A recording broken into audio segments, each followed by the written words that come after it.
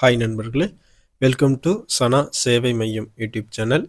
நம்ம சேனலில் இன்றைக்கி என்ன செய்தி பார்க்க போகிறோம்னா, வாட்ஸ்அப் ஸ்கேம், வாட்ஸ்அப் மூலமாக நடைபெறக்கூடிய மோசடிகளை பற்றி இந்த வீடியோவில் முழுவதும் பார்க்க போகிறோம்.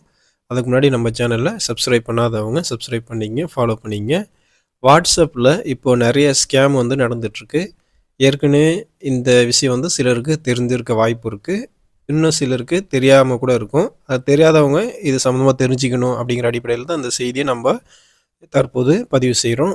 மத்திய உள்துறை அமைச்சகத்தின் அறிவிக்கையின்படி சமூக ஊடக தளமான வாட்ஸ்அப்பு, அதனை தொடர்ந்து டெலிகிராம் மற்றும் இன்ஸ்டாகிராம் ஆகிய ஆன்லைன் மோசடி செய்பவர்களுக்கு பிடித்த வேட்டைக்களமாக வந்து இந்த 3 அப்ளிகேஷனும் இருக்குது.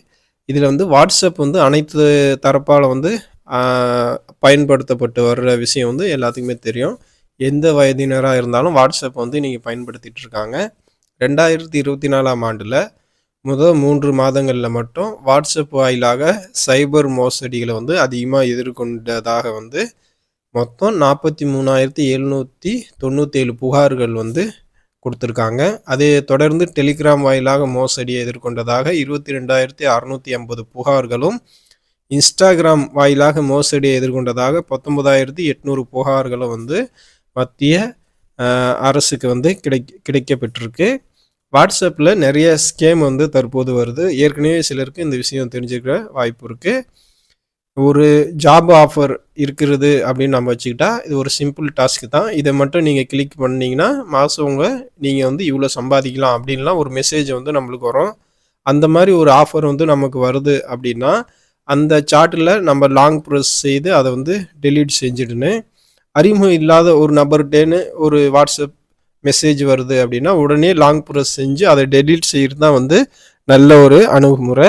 இது போன்ற லிங்க் வந்தால் நமது ஃபோன் வந்து ஹேங் செய்யப்படக்கூடிய ஒரு வாய்ப்பு இருக்குது. அதை நம்ம கிளிக் செய்தால் நம்ம மொபைலு ஹேக் செய்யப்பட வாய்ப்பு இருக்குது.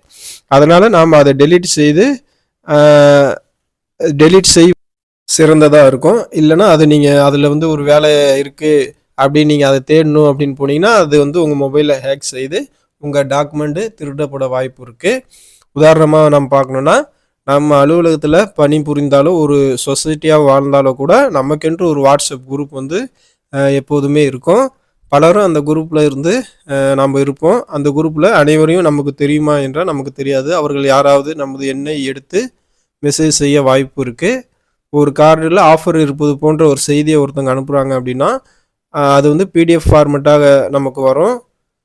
ஆனால் அதை நாம் பதிவிறக்கம் செய்து ஃபார்மேட்டாக மாறிடும். அது டவுன்லோடு ஆனதும் உங்கள் ஃபோனில் இன்ஸ்டால் ஆகிடும். உடனே உங்கள் ஃபோனில் உள்ள தகவல் வந்து அதன் மூலமாக வந்து எடுக்க வந்து அதிகமான வாய்ப்பு இருக்குது. அதே போல் உங்களுக்கு ஒரு ஓடிபி வருது, அது வந்து வாட்ஸ்அப் மூலமாகவே வரும் வகையில் வந்து செஞ்சுடுவாங்க.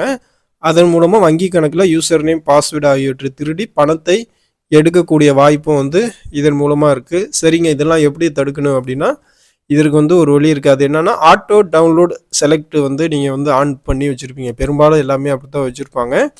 அதை வந்து என்ன செய்யணும்னா, தயவு செஞ்சு வந்து ஆஃப் பண்ணி வச்சிடணும். ஆட்டோ டவுன்லோடு எது வந்தாலும் ஆட்டோமேட்டிக்காக டவுன்லோட் ஆகிற மாதிரி இருக்கிற ஆப்ஷனை ஆஃப் பண்ணி வைக்கிறது ஒரு சிறந்தது. இது போன்ற எதுவும் மோசடி மெசேஜ் நமக்கு வந்தாலும் தானாகவே டவுன்லோட் ஆகாது. நாம் அது சந்தேகத்து டெலீட் வந்து ஈஸியாக செஞ்சிடலாம். அதே போல் மோசடி செய்கிறவங்க அதிக ஊதியம் வந்து உங்களுக்கு கிடைக்கக்கூடிய வேலைவாய்ப்பு செய்திகள் அனுப்புகிறாங்க, இல்லை வெளிநாட்டு வேலைவாய்ப்பு செய்திகள் வந்து உங்களுக்கு அனுப்புகிறாங்கன்னா, நீங்கள் வந்து ஒரு நேர்காணல் நடத்துகிறாங்க அப்படின்னா பல்வேறு போலி சாக்குகளையும் கூறி பாதிக்கப்பட்டவர்களேருந்து பணம் வந்து பெறக்கூடிய ஒரு சூழல் வந்து இருக்குது. அதனால் எந்த வேலைக்கும் முன்பணம் வந்து கட்டுறதை வந்து பெரும்பாலும் நீங்கள் வந்து குறைச்சிக்கங்க. அதே போல் பேக்ரவுண்ட் வெரிஃபிகேஷன் வந்து நீங்கள் கண்டிப்பாக பண்ணுங்கள்.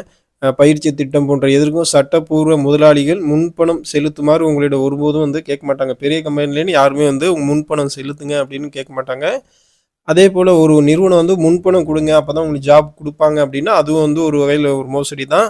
அதனால் நீங்கள் எந்த ஒரு நிதி சார்ந்த சைபர் குற்றத்தால் பாதிக்கப்பட்டாலும் உடனடியாக வந்து 1930 என்ற எண்ணிற்கு டயல் செஞ்சு உங்கள் புகாரை பதிவு செய்யுங்க. இல்லைனா இணையதளம் மூலமாக பதிவு செய்யணும்னா www.cybercrime.government.in இந்த வெப்சைட் மூலமாகவும் நீங்கள் வந்து உங்கள் புகாரை பாதிக்கப்பட்டிருந்தீங்கன்னா பதிவு செய்யலாம். நண்பர்களே, இந்த தகவல் உங்களுக்கு பயனுள்ளதாக இருந்தால் மற்ற நண்பர்களுக்கும் ஷேர் பண்ணுங்கள். நம்ம சேனலை சப்ஸ்கிரைப் பண்ணுங்கள். நன்றி.